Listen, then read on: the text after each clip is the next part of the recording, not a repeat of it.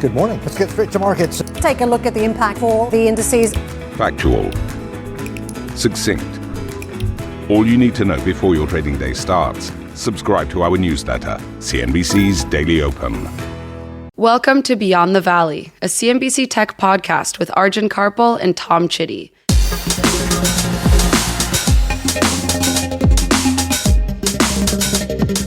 Beyond the Valley. Towards the end of 2023, there were reports that Apple and its suppliers had plans that by 2030, a quarter of its iPhones would be built in India. It's one of many moves made by the US tech company to grow its presence in the country, while at the same time unwind its dependence on China's manufacturing and supply chains. But how quickly can other countries' operations meet the scale and speed that Apple needs? Beyond the Valley. You won't believe what I did over the weekend. Oh, no. But I sliced my finger off. My top of my finger off. Top of your finger. I don't know if our listeners were listening to it. Was it last episode? Yeah, maybe, yeah. But we were talking about how you'd sliced a good chunk of your finger off whilst cooking or chopping. I was using a mandolin with an onion and, 1, 2, 3, off it goes. Oh, how are you feeling? At the time? Yeah. Yeah, it wasn't so bad actually because it's quite clean. Yeah. With the mandolin, just straight off, no problem. I was actually thinking of buying a mandolin, funny enough, and now I've completely put off after your story. Yeah, we have some gloves for them, but we couldn't find them, and I just go for it. On more interesting news, and I'm sure our listeners will be thrilled to hear this, but Beyond the Valley has been nominated for Best Technology Podcast at the Publisher Podcast Awards, which is fantastic. Amazing news. Really excited about that. Soon, Tom, listen, soon. Whatever the Oscars for podcasting is, we're going to be there. We're going to be there. Yeah. I want to wear a black red tie. Carpet. All the red carpet interviews. The thing is, when we walk the red carpet, the photographers are going to go, it'll be you and me, and then they're going to go, can you, like the other half, who's not the star, get sort of pushed to the side, which will be me, because you'll look fantastic. And, they'll go, can I just get one of Arjun? But what they'll probably be doing is pushing us both aside because there's someone actually famous behind us. That's probably what's going to happen. It'll just be a series of rejections. Yeah. But we'll get a nice meal out of it, maybe. Maybe not. Yeah, maybe not. Some drinks. We can only dream. It'll be a nice evening out for us. Now, if you'd like to keep up to date on whether we do win that award, then you can subscribe to the Beyond the Valley weekly newsletter. You'll also get a lot more interesting stuff on there about the world of tech, packed with the best international stories from CNBC. You can subscribe by heading to cnbc.com/Beyond the Valley. Click on the subscribe button and it will drop in your inbox every Friday. And if you want to contact Arjun and I, then email beyondthevalley@cnbc.com and we'll read out your email right here on the pod. Before we get back to our main story, we've got to hear Arjun's stat of the week, which is 18.8% market share. 18.8% market share.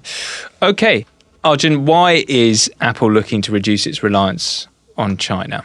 I think we have to go back to sort of the height of COVID in China. And China had very intense, very strict COVID prevention measures in parts of the country. And that didn't stop at manufacturing sites. So in 2022, there was sort of a COVID outbreak in Zhengzhou, which is a city in China where Foxconn, the Taiwanese firm which assembles Apple's iPhones, runs the world's biggest iPhone plant.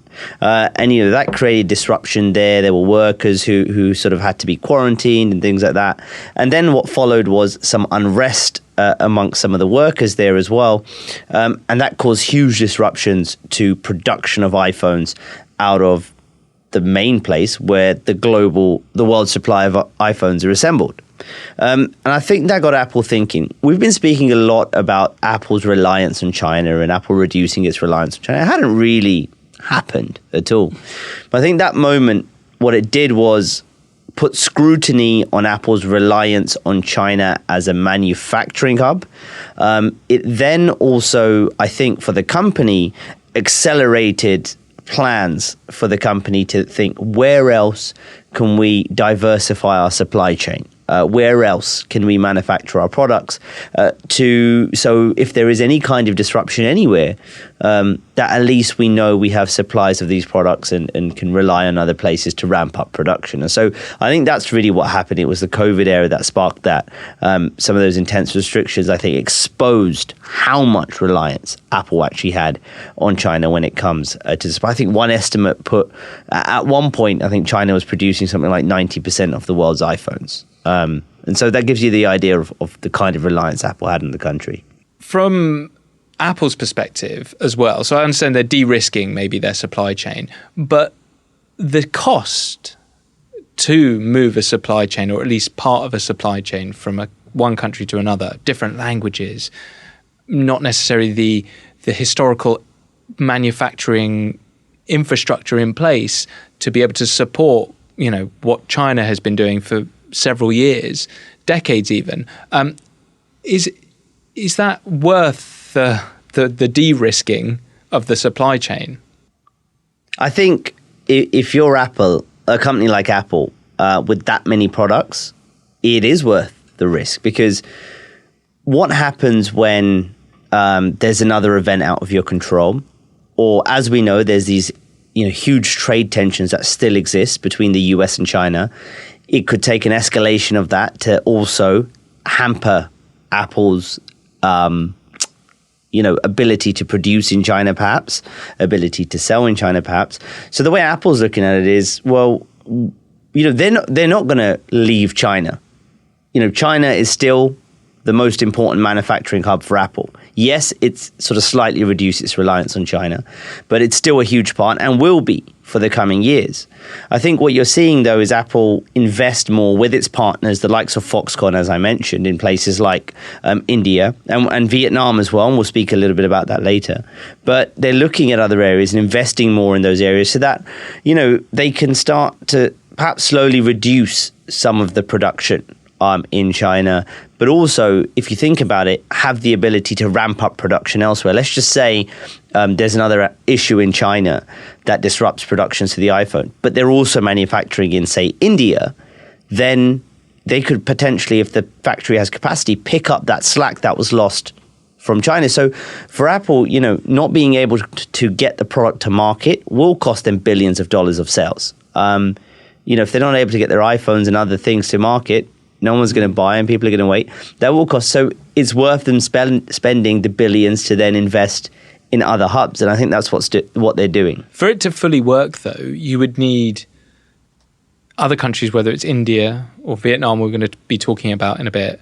They need to be able to do it from end to end, or at least fill those roles that China was doing, which, again, is not necessarily cost effective. Yeah, and I think that's why the ramp up hasn't been as aggressive or as easy as people had thought. We've been speaking about this for years, Apple's sort of reliance on China, but not much had been done because, as you said, it's a difficult process. You can't just shift and move away from China. As much as, India and these other hubs are being spoken about, it's not easy to just set up manufacturing there. It takes a lot. Firstly, it's things like local regulations and incentives and all of that, and making sure it's worth the return on investment. But then it's the expertise, it's the actual workforce who are able to do that. That's a huge part of it. So when we talk about, Apple manufacturing elsewhere, it's going to take a long time to to significantly ramp up iPhone production elsewhere. And we've seen that in India so far.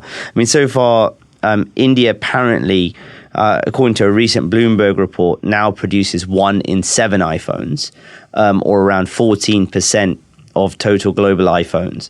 And that was double the last sort of fiscal year, which that's aggressive. But you are seeing it happen. But the question is, how much can India take on and how quickly? So, it's early stages yet. So, perhaps they've got the capacity, but do they have enough to scale to the level China is?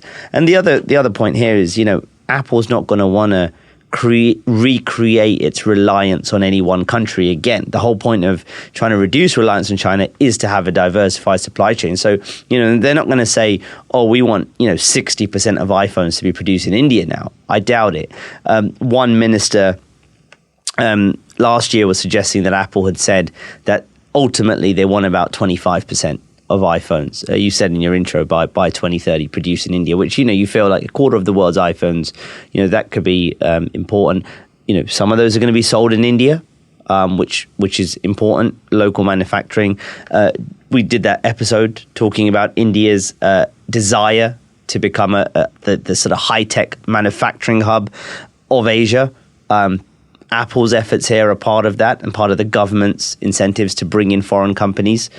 So that's also what's happening here. And so, they want that manufacturing in India. Those products will be sold to Indians, but also exported as well. And so you're starting to see, I think, the early signs of what Apple can do and its partners can do in terms of setting up manufacturing in India. But as you mentioned, I don't think this is something now that's going to happen or be equivalent to China anytime soon. Ambition to me is about doing better. I think ambition creates a pathway. The best advice I can give to someone starting off a career is don't have a career, have lots of careers, try loads of different things. Talk to people and put your ambition out there. I don't feel that I've hit peak ambition because it's a learning journey. CNBC is where ambition meets opportunity. What does living ambitiously mean to you? Hear it from our CNBC anchors, reporters, and global business leaders on CNBC.com. A couple of weeks ago, you mentioned we talked about India as a tech hub or a future tech hub. We had, let's say, a fair bit of skepticism from listeners in India about whether it could legitimately step in and, replace some of what China has been doing. You did say at the end of that episode that, we're still a long way from India being in that place. So just to give us a little bit more context to what we were talking about a couple of weeks ago. Yeah, I mean, just as you mentioned, we did address some of those concerns. We were talking a bit about what India is trying to do now, the groundwork is trying to lay to try to rival China in Asia as a manufacturing hub, a high-tech manufacturing hub. Just to be clear, it's nowhere near China at this point. That's pretty clear and evident at this point. There's a lot of challenges that remain in India. I think we've talked about some of them here. Those include, expertise and workforce to do some of this manufacturing, particularly in areas like semiconductors, which is highly specialized. Also the workforce to be assembling these iPhones need to be trained, etc. in the country. That takes a bit of time as well, and other electronics. There's also complaints around still some of the red tape bureaucracy that remains, some of the rules. All of these kind of things at this point are challenges for the India market, as well as, of course, ensuring that there is trust in the political system to some extent as well. So there's all of these challenges I think India has to deal with now to turn itself into a serious rival to China. And not only that, I mean, India is not the only rival to China. Vietnam, Thailand, Indonesia, all of these places are vying to try to as global electronics companies, not just Apple, but global electronics companies looking to diversify their supply chains to other parts. Southeast Asia generally is going to be a big beneficiary, and you've already seen other countries also. So India is not only trying to sort of rival China in that extent, there's other countries that are also vying for that position and competition, which are directly also competing with India. And so that it's a really interesting dynamic at play here. And so, yeah, it's clear India's, nowhere near China at this point in terms of its ability to be a manufacturing high-tech hub yet. But what we were talking about is what kind of groundwork they're laying, the way the Prime Minister Narendra Modi is talking to all of these foreign companies, including Tim Cook, the CEO of Apple, and many of the other electronics makers as well, semiconductor players, to woo them to set up shop in India. And the promise of India, of course, is not only on the manufacturing side, it's that massive population. Yeah, I want to get into that because that's a huge part of this. In India, what are the most popular phone brands? It's Samsung, it's Xiaomi, it's Oppo. So it's the Chinese brands and Huawei. Samsung. Huawei not so much because they've had a lot of problems on the international market. But at one point, they were doing very, very well before US sanctions, crippled their smartphone business. But the Indian smartphone market thus far has been dominated by sort of low to mid-price smartphones, right? Mainly Android phones. But what you're seeing now, and this is again why the India market in particular is so or becoming quite crucial, I think, to Apple and Tim Cook's thinking about where to target, is the massive population. What is it, 1.4 billion or so people there? But it's showing some of the similar dynamics to what China showed a few years ago, a growing middle class, getting wealthier, willing to spend on technology, particularly in the big cities, the likes of Mumbai, the likes of New Delhi, where they've opened actually their first Apple stores last year. And, opening a physical Apple stores often for Apple is a sign of a big deal. It's a market we want to target. First Apple stores in 2023 gives you a sense of what Apple's looking at when it looks at India. Yes, the manufacturing is important. Yes, it's going to be a key hub for manufacturing for iPhones, but actually the consumer is what interests Apple a lot now.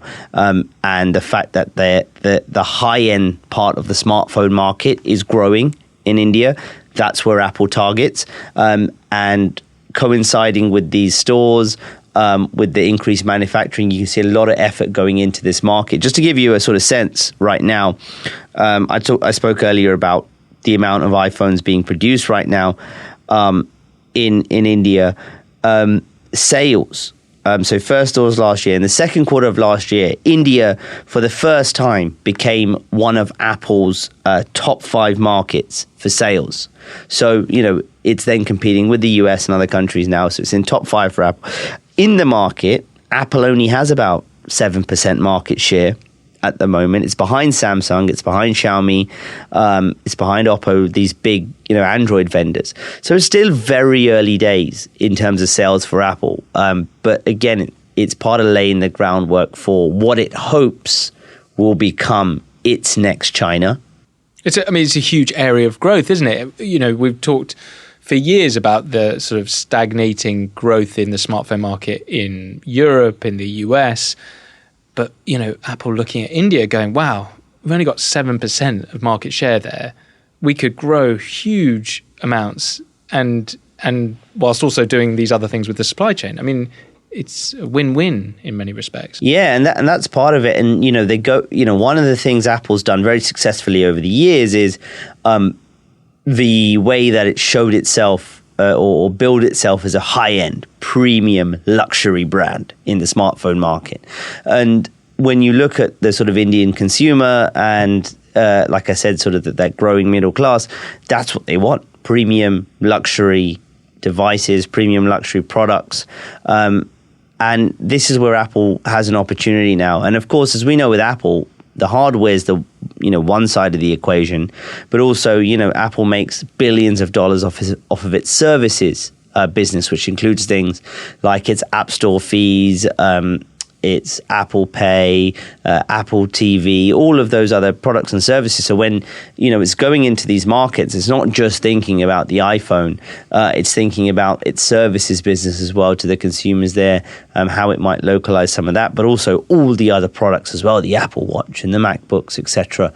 And so this is why I think India stands out as a market for Apple versus other kind of countries in Southeast Asia, because of some of these dynamics that are happening, which I think Apple feels, this is where we could really have a significant market in the future. But again, not very soon. So for the likes of Vietnam, who we mentioned earlier, they're going to be competing against that, right? That's the problem that Vietnam face, where, this market that India has is huge, a burgeoning middle class that want and can afford a premium product like an iPhone. How can Vietnam challenge that when it comes to attracting Apple to make more of the components, or at least some of the components in Vietnam? Vietnam's a fascinating. I was writing about it today. Actually, as we're recording this, Apple CEO Tim Cook is right now in Hanoi, Vietnam. He had a egg coffee. I've been to Vietnam before.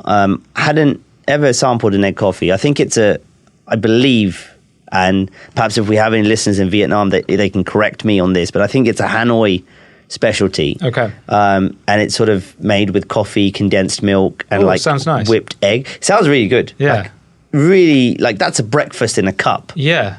You know? Yeah. Interesting. I'm just imagining the whipped egg, like an eggnog. I think it's something like that. Again, I haven't had it, so I can't attest to how. And I'd love to try it. Yeah. It sounds absolutely fantastic. And Vietnamese coffee is really strong and bold and nice. So I reckon it tastes amazing. But so he enjoyed one of those. Okay. Apparently, he's meeting with content creators, developers, etc. As he goes around the country. But I think when Tim Cook goes somewhere, it's often a sign of Apple's commitment to that country. He's been over the past sort of year or two to India, to China, to Vietnam now. Gives you a sense, I think, of where the company's focus is. Vietnam has been very impressive so far in billing itself as a key manufacturing company, not just for Apple, for other electronics manufacturers as well. But you're now starting to see the MacBook, the Apple Watch, the iPad, all beginning to be produced there and assembled there in Vietnam. And that's been a big push from Apple. I think it will be interesting to see if any of the iPhone production shifts there, but it's a similar story. Do you have the expertise to be able to set up factories there that know how to do this? Obviously, Foxconn is the key player here for Apple in terms of assembly. They're based in Taiwan. They've got their biggest operation for the iPhones up in Zhengzhou, China. How can they set up shop? All of that, those questions still remain. But the other funny thing about Vietnam, or very interesting thing, do you know Apple has quietly become the third biggest smartphone player in Vietnam? Against, I imagine, a whole host of Chinese smartphone there's only, brands. obviously, they're the third. There's two ahead of them. Guess the companies. Oppo? Yeah, that's two. Who's number one? Xiaomi? Not Chinese. Oh, not Huawei. Oh. Samsung. Yeah. But very quietly has just sort of accumulated a strong position in Vietnam's smartphone market as well. Interesting. So that's fascinating. Yeah. Well, let's move the lens to China and what they must be thinking. The challenges to their own smartphone brands, because it feels as much about that as it does about the shifting of manufacturing, or at least some of the manufacturing. Do you think there'll be some concerns, the fact that on their doorstep, Apple are making serious plays? I think with China, its problem is, or the Apple story is the Apple shift of manufacturing outside of China is a microcosm of a bigger battle that China is facing right now, and that is investor confidence in the country. Since COVID, you've seen Beijing really try to roll out the red carpet over the last few months to foreign businesses to get them to invest, to build up confidence again. And so with a company like Apple, a global corporation, begins to start to diversify the supply chain, when other companies begin to sort of reduce dependency on the market, China will be worried about that. Particularly for its sort of foreign investments. In terms of the Chinese smartphone players, they're holding up pretty strong. They're still doing very well in so many markets. Xiaomi and Oppo in particular have done extremely well globally. And I might take this opportunity quickly to talk about another Chinese company, Transsion. Probably no one's ever heard of it. I've exactly. never heard of it. One of the top 5 big smartphone players in the world. What? I think number 4 now. Yep. They own a brand called Tecno. Tecno. One of the biggest smartphone players in the world right now. Amazing. Yeah. Unbelievable. It's a similar story to Oppo and Vivo a few years ago when these sort of brands came up and you're like, oh, these are sort of number 3 and 4 in the world. Transsion has made big waves selling very aggressively priced smartphones into emerging markets around the world. Actually barely sells into China. They sell outside Latin America, Africa, various other places as well. So they've made big waves as well. So the Chinese smartphone players are doing pretty well at the moment. Xiaomi in particular has seen a revival. And of course, in China, we've done the episode on it a few months back now, but Huawei has been sort of reviving as well and challenging Apple in China. In fact, China right now for Apple, in terms of from the sales point of view, is a difficult market. It's a difficult market. It's facing renewed competition, like I said, from Huawei. Some of the Chinese players are bringing out very strong high-end offerings. Yeah. There was some figures out from IDC, just again, as we're recording this podcast, that showed Apple's global shipments in the first quarter down nearly 10% year on year. I think a large part of that is China here and some of the weakness in that market. So, Apple is facing its own challenges in China. The Chinese smartphone players are holding up pretty well at the moment. I think for Apple, the question is, it's facing slowing global iPhone sales and it needs some growth. And I think ultimately when it looks at where the growth might come from, it's going to be looking at markets like India and like Vietnam as it sort of plans for the next few years. It's not tomorrow all of a sudden India and Vietnam are going to be two of the biggest markets for Apple. No way. It's going to take a long time to build up that brand, to build up that customer base, in the hopes that these are the markets that might power the company's growth going forward and unlock billions, potentially tens of billions dollars worth of sales. Good stuff. All right, we'll leave it there. But before we go, we've got to do, of course, stat of the week. Do you want to remind us what it was? 18.8%, Tom. Market share. Market share, which I'm just going to say, I feel like you may have given this one away during the podcast. Potentially. Might have been a red herring, though. Quite. Yeah. Okay, here we go. The market share of Apple smartphones in Vietnam. Very good. I did purposefully sort of say the sort of the Vietnam thing in. Yeah. But I thought, maybe I'd throw you off because we were talking so much about India. Yeah, I know. But it was, I felt like I could see it. We've sat across from each other for a while now, and your face made a face. Oh no. Which suggested that there was something more to this. Yeah. That, Anyway. Do I have a stat of the week face? Yeah, you wouldn't be great at poker. Are you any good at poker? I haven't played in a while. I think my poker face is really bad. Yeah. I think I just sort of smile when I've got good cards and things like that. So need to get some shades on. Yeah, I need to just wear sort of a mask, I think. Mask and shades. Yeah, mask and shades, yeah. Cool. All right. Well, that's it for this episode. I'm on a bit of a run on Stat of the Week. It's good. You're doing really well. Yeah, thanks very much. I appreciate we need some prizes. Yeah, for me. Yeah, for you. From you.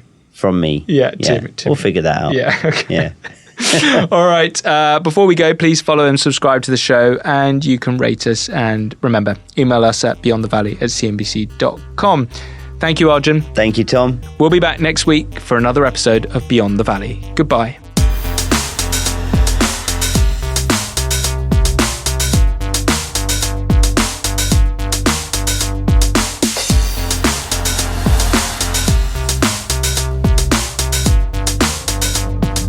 Beyond the Valley.